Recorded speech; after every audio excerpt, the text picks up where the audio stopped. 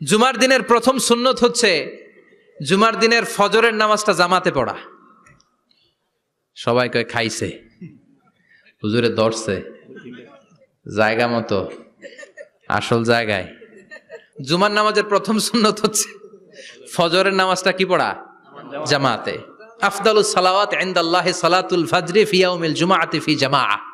বিশ্বনবী বললেন জুমার নামাজের 15টা সুন্নত মুখস্থ রাখতে হবে। 1 নাম্বার সুন্নত ফজরের সালাত জামাতে পড়তে হবে। 2 নামাজ মুনাফিকদের কাছে সবচেয়ে কঠিন, একটা হচ্ছে ফজরের নামাজ আর একটা এশার নামাজ। এক আলেমকে জিজ্ঞেস করা হলো ফজরের বাতাসটা এত ঠান্ডা আর স্নিগ্ধ কেন? আলেম উত্তর দিয়েছিল, কারণ ফজরের বাতাসে মুনাফিকদের নাকের দুর্গন্ধ মিশে না।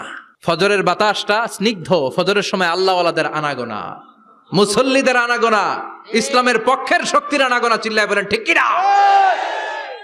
মসজিদে নববীতে জুমার নামাজের দৃশ্য আর ফজরের নামাজের দৃশ্য ছিল